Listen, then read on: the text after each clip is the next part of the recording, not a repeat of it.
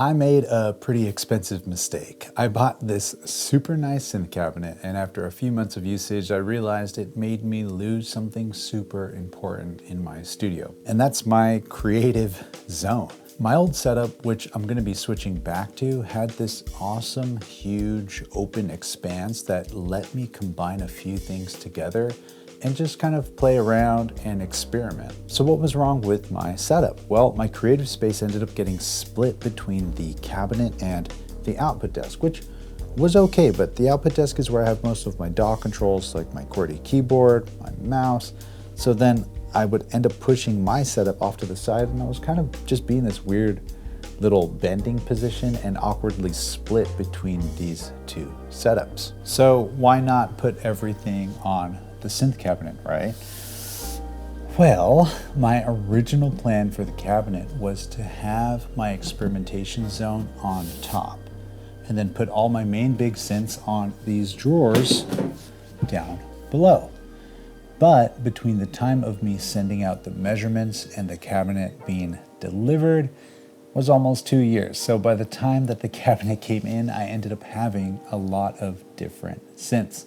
And my main one, the third wave, was about 1/4 of an inch taller than planned, and it didn't fit because of knob clearance. I thought this would be fine though, and I figured, you know what, I would just move the experimentation zone down to one of the shelves below, but that never really happened. And I think it's because of one main thing, a simple, silent but deadly thing that happens in a lot of studios, which I call speed bumps. Let me explain.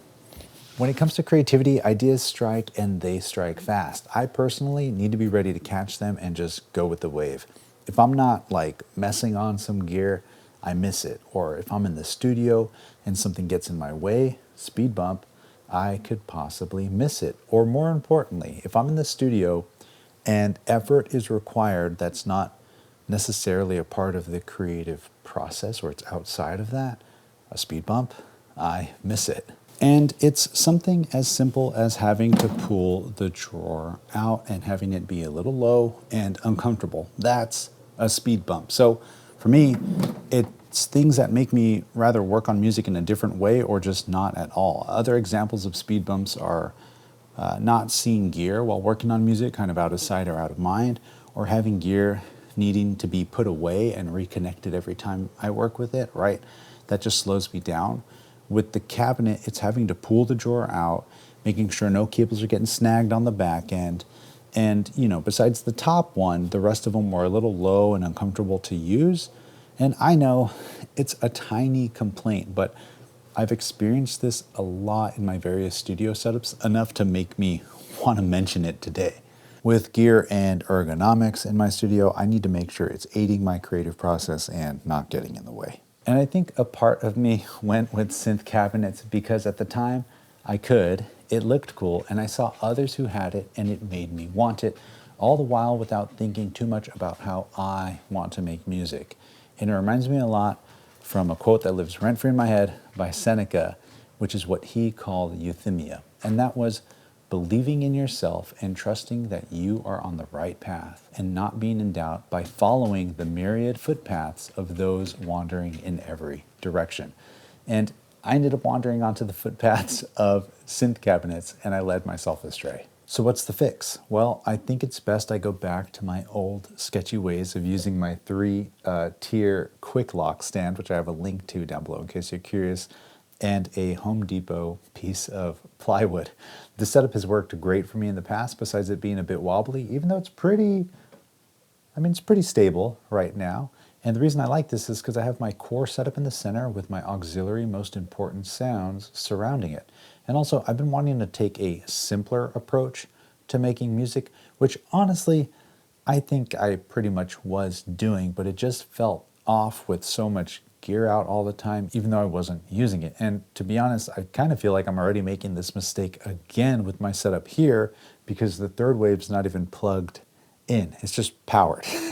So maybe I'll plug it in when I need it, but with my track record of speed bumps, I probably won't. So what's the setup now? Well, the setup really just boils down to this core section here, which is the Octatrack and the Digitac 2, where I record everything. And I have the Yamaha CP for my main piano stuff, the MC202 as my bass synthesizer, the 404 Mark II as my kind of redundancy, oops, I forgot to hit record box, which I think it's amazing at and practically worth the price for that one feature alone, especially if you use a lot of samples like me.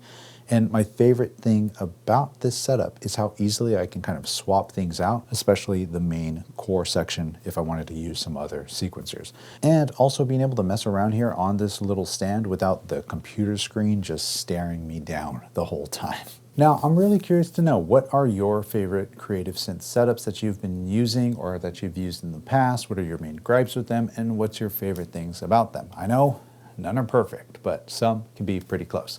I guess the main thing that I want you to learn from me, or the main thing to avoid, is to not buy something that just gets in your way. These are tools to get our creative work done, and we should really just enjoy the practice. So take it from me and just know your goals. All right, friend, I'd love to see you again next week. Until then, you already know the drill. Share the love, share the knowledge. Knowledge is power. Peace.